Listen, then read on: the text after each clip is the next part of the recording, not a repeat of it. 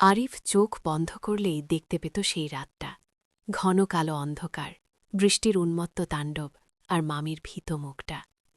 জঙ্গলের ভেতরে সেই রাত, যেখানে জীবনের প্রতিটি মুহূর্ত কাটছিল এক অদ্ভুত ঘোরের মধ্যে। সে রাতটা যেন আমাদের দুজনের হৃদয়ের সব লুকানো কথা বের করে এনেছিল, এক অজানা বন্ধনে বেঁধেছিল আমাদের। সেই বন্ধন যা সমাজ বা সম্পর্ক কোনো কিছুরই ধার ধারে না। বন্ধুরা, মানিয়া স্টোরি চ্যানেলে আপনাদের স্বাগত। আজ আমরা এক এমন গল্প নিয়ে এসেছি যা হয়তো আপনাদের হৃদয় ছুঁয়ে যাবে। আমার অনুরোধ, গল্পটা পুরোপুরি উপভোগ করতে হেডফোন ব্যবহার করুন এবং হ্যাঁ, আমাদের চ্যানেলটি সাবস্ক্রাইব করতে ভুলবেন না যেন। আমি আরিফ, এখন আমার বয়স 23। তবে যে গল্পটা আমি আজ বলবো সেটা যখন ঘটেছিল তখন আমার বয়স ছিল 21। আমাদের বাড়ি ঢাকার অদূরে। আমার মামা মানে মায়ের ছোট ভাই রাহিমনগর গ্রামে থাকতেন। গ্রামটি সিলেট জেলার এক মনোরম জায়গায় অবস্থিত ছিল, যার একদিকে ছিল সবুজে ঘেরা ফসলের মাঠ আর অন্যদিকে ছিল ঘন জঙ্গল। মামা রহিম ব্যবসা করতেন, তাই বেশিরভাগ সময় তাকে সিলেট শহরে বা কখনো কখনো চট্টগ্রাম বা রাজশাহীতেও যেতে হতো। ফলে মামির সঙ্গে আমার সম্পর্কটা যেন এক অন্য রকম হয়ে উঠেছিল, যা আমি তখনও পুরোপুরি বুঝতে পারিনি। আমার মামি সাদিয়া, বয়স ৩০-এর কোঠায়। গ্রামের সাধারণ মেয়ে হলেও তার রূপ ছিল অসাধারণ। শ্যামলা গায়ের রং, টানা টানা চোখ আর এক মায়াবী হাসি। যখন প্রথমবার তাকে দেখেছিলাম তখন আমি সবে কলেজে উঠি। মামি তখন সদ্যবিবাহিতা।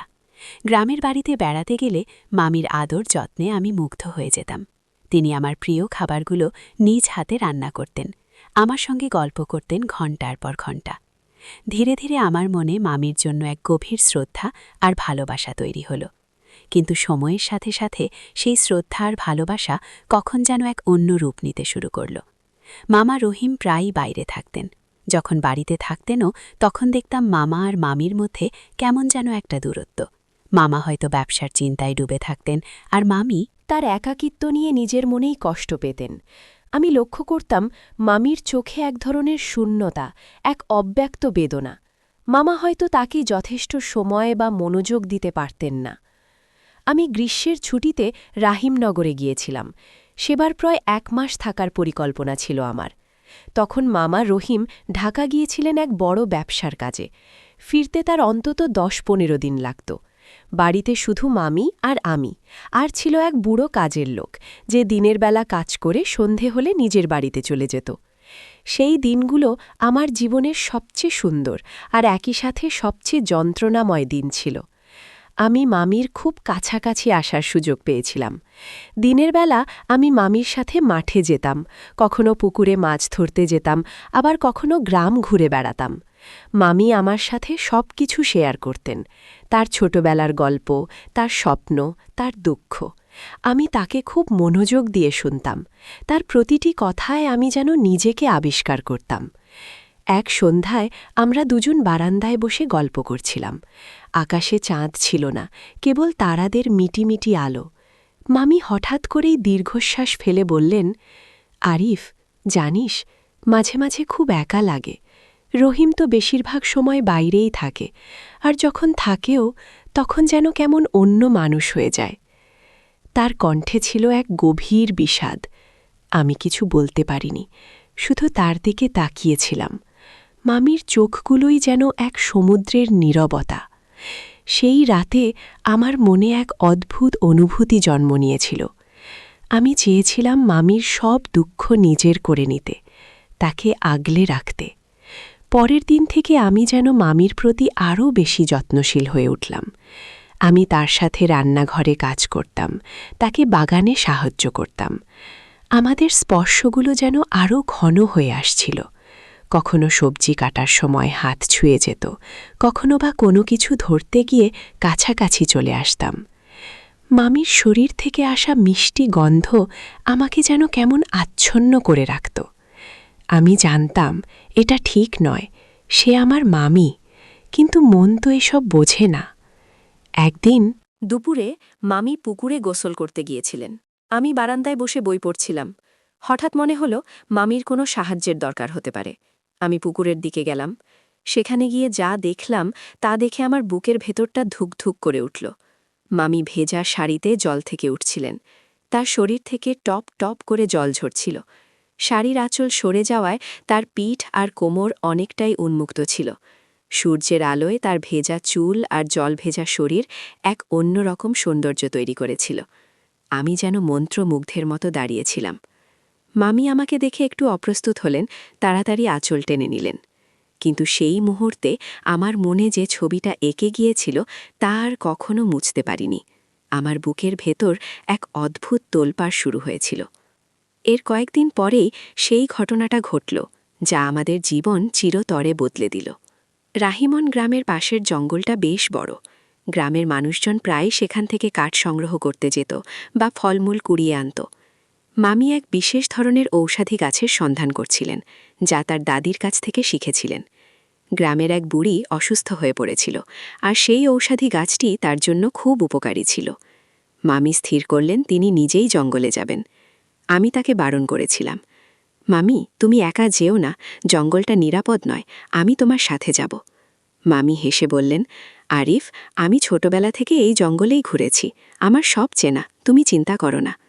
কিন্তু আমার মন মানছিল না। মামির চোখে এক অদ্ভুত জেদ ছিল। তিনি বারণ শুনলেন না। দুপুরের দিকে তিনি একটা ঝুড়ি আর দা নিয়ে জঙ্গলের দিকে রওনা দিলেন। আমি অস্থির হয়ে ঘরে বসে রইলাম। সময় গড়িয়ে যাচ্ছিল। বিকেল পেরিয়ে সন্ধ্যা নামছে, কিন্তু মামির ফেরার কোনো খবর নেই। আমার বুকের ভেতর এক অজানা ভয় বাসা বাঁধতে শুরু করল। আমি বারবার জানালার বাইরে তাকাচ্ছিলাম। কাজের লোকটিও চলে গিয়েছিল। আমি একা। শেষ পর্যন্ত আমি আর স্থির থাকতে পারলাম না। আমার মনে হলো মামি বিপদে পড়েছেন। আমি একটা টর্চ লাইট আর একটা লাঠি নিয়ে দৌড়ে জঙ্গলের দিকে গেলাম। গ্রামের শেষ প্রান্তে পৌঁছে দেখি মামির পায়ের ছাপ দেখা যাচ্ছে। আমি সেই ছাপ অনুসরণ করে জঙ্গলের গভীরে ঢুকতে শুরু করলাম। জঙ্গলের ভেতরটা সন্ধ্যার পর আরও গাঢ় অন্ধকারে ডুবে যায়। গাছের ঘন পাতারা চাঁদের আলোকেও ঢুকতে দেয় না। চারদিকে ঝিঝি পোকার ডাক আর কিছু অচেনা পাখির শব্দ। আমার বুক দুরু দুরু করছিল। আমি মামি মামি বলে ডাকতে লাগলাম, কিন্তু কোনো সাড়া পেলাম না। আমি আরও গভীরে ঢুকতে লাগলাম। হঠাৎ আকাশ কালো করে মেঘ ঘনিয়ে এলো। শুরু হলো মুষলধারে বৃষ্টি। জঙ্গলের গাছপালা আর পথঘাট সব যেন একাকান হয়ে গেল। আমি ভিজে সপসপে হয়ে গেলাম। টর্চের আলোয় কোনো রকমে পথ খুঁজে চলছিলাম। বৃষ্টি আর বাতাসের শব্দে আমার ডাক জঙ্গলের বিশালতার কাছে বিলীন হয়ে যাচ্ছিল। অনেকক্ষণ হাঁটার পর যখন আমি প্রায় আশা ছেড়ে দিচ্ছিলাম, তখন হঠাৎ ক্ষীণ একটা কান্নার শব্দ শুনতে পেলাম। আমার মনে এক বিদ্যুৎ খেলে গেল। আমি সেই শব্দ অনুসরণ করে এগোতে লাগলাম। কিছু দূর গিয়ে দেখি একটা বিশাল বটগাছের নিচে মামি বসে আছেন। তিনি পুরো ভিজে গেছেন, কাঁপছেন থরথর করে। তার মুখ ভয়ে ফ্যাকাশে হয়ে গেছে। আমি দৌড়ে তার কাছে গেলাম। মামি, তুমি ঠিক আছো? কি হয়েছে? মামি আমাকে দেখে যেন জীবন ফিরে পেলেন। তিনি কোনো কথা বলতে পারলেন না, শুধু আমাকে জড়িয়ে ধরে হাউমাউ করে কেঁদে উঠলেন। তার ভেজা শরীর আমার শরীরে এক অদ্ভুত শিহরণ জাগাল। আমি তাকে শক্ত করে ধরে রাখলাম। তার কান্না যেন আমার বুকের ভেতরটাকেও ভিজিয়ে দিচ্ছিল। মামি, তুমি ভয় পেও না, আমি আছি। আমি তাকে সান্ত্বনা দেওয়ার চেষ্টা করলাম। মামি কান্না থামিয়ে বললেন, আমি পথ হারিয়ে ফেলেছিলাম আরিফ, আর এই বৃষ্টির মধ্যে আমি খুব ভয় পেয়েছিলাম। আমি দেখলাম তার পায়ে কিছুটা আঘাত লেগেছে, হয়তো পিছলে পড়ে গিয়েছিলেন। তার শাড়ির আঁচল ছিঁড়ে গেছে। আমি তার হাত ধরে টেনে তুলতে চাইলাম, কিন্তু তিনি ব্যথায় কুকড়া উঠলেন। আমার পায়ে খুব ব্যথা করছে আরিফ, আমি হাঁটতে পারছি না। আমি বুঝলাম এই রাতে আর বাড়ি ফেরা সম্ভব নয়। জঙ্গলটা খুবই অন্ধকার আর বিপজ্জনক। বন্যপ্রাণীর ভয়ও আছে। বৃষ্টিও থামার নাম নেই। আমি চারপাশে তাকিয়ে একটা নিরাপদ আশ্রয় খুঁজলাম। বটগাছের পাশেই একটা ছোট পাথরের গুহা মতো জায়গা ছিল। সেটা খুব বড় না হলেও বৃষ্টি থেকে বাঁচার জন্য যথেষ্ট ছিল।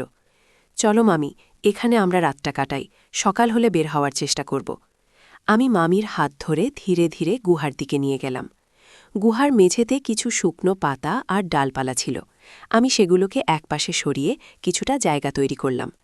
মামি খুব ক্লান্ত আর ভীত ছিলেন। তিনি গুহার এক কোণে বসে পড়লেন। তার শরীর ঠান্ডায় কাঁপছিল।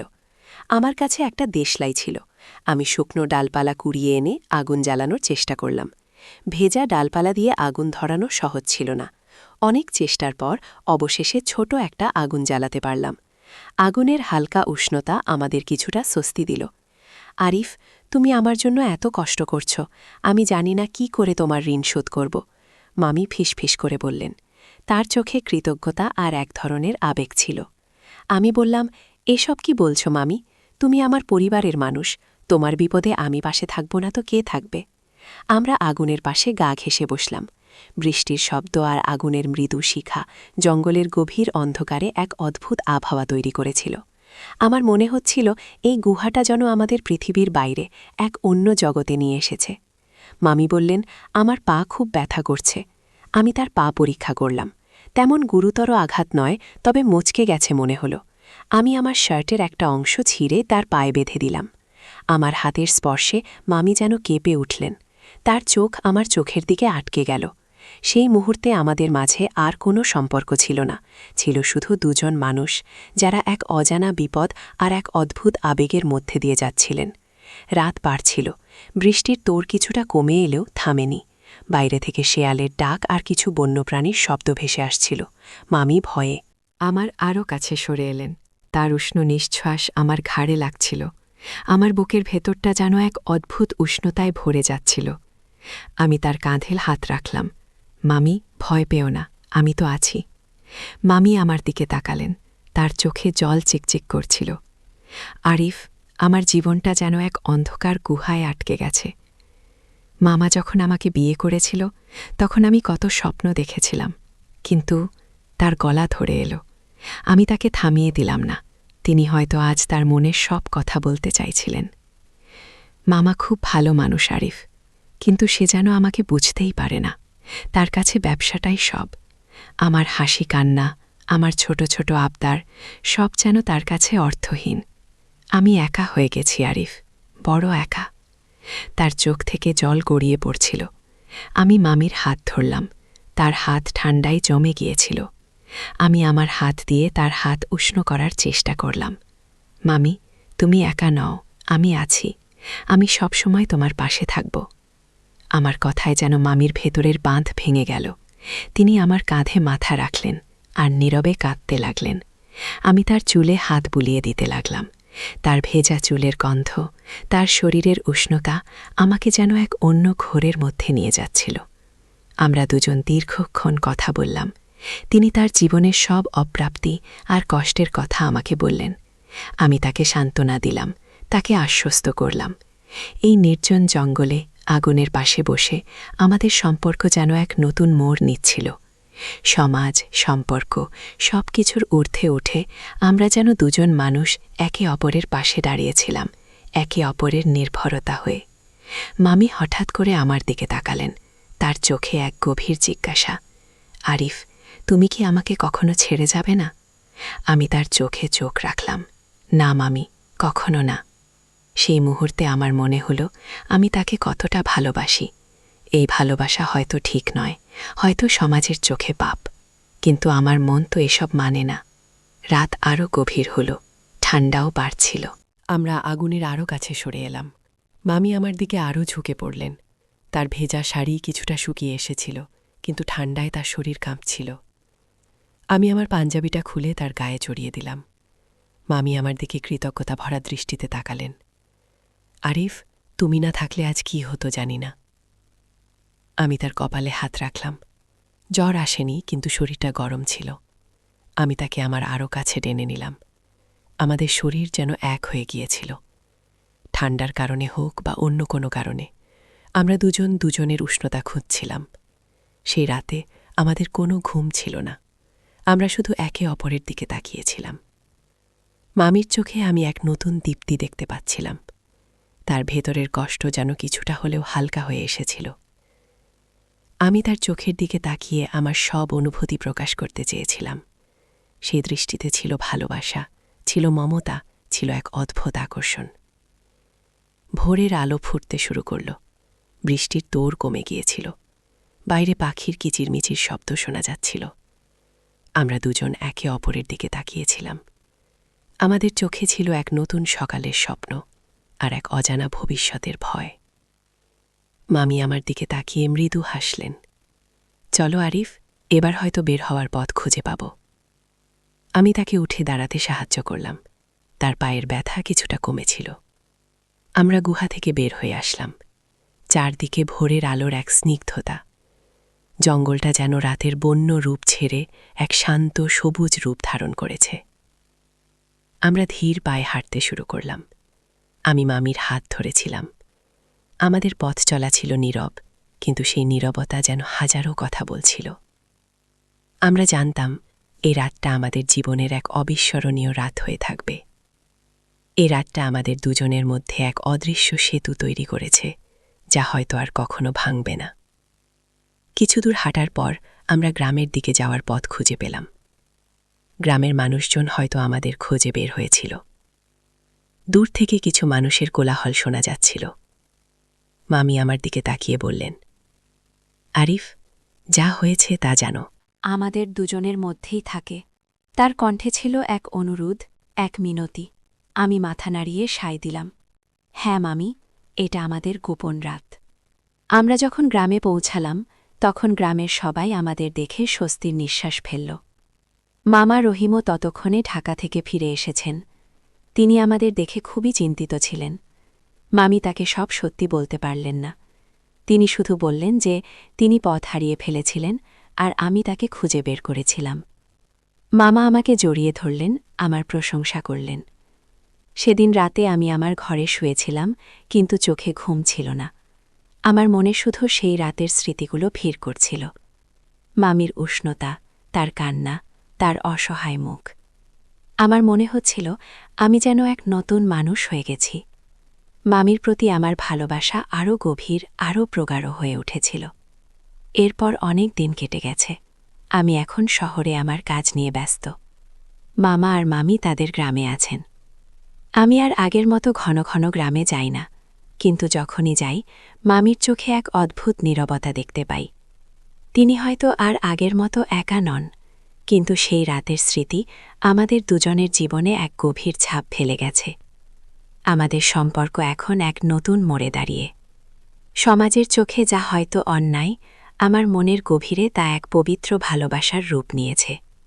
সেই জঙ্গলের রাত, সেই বৃষ্টির শব্দ, মামির কাঁপা কাঁপা হাত, সব কিছু আমার জীবনের এক অবিচ্ছেদ্য অংশ হয়ে গেছে। কেমন লাগলো আমাদের এই গল্পটি? আপনাদের মন্তব্য আমাদের কাছে খুবই মূল্যবান। ভালো লাগলে লাইক করুন, বন্ধুদের সাথে শেয়ার করুন এবং মনিয়া স্টোরি চ্যানেলটি সাবস্ক্রাইব করতে ভুলবেন না। আপনার ভালোবাসা আমাদের অনুপ্রেরণা। দেখা হবে পরের গল্পে।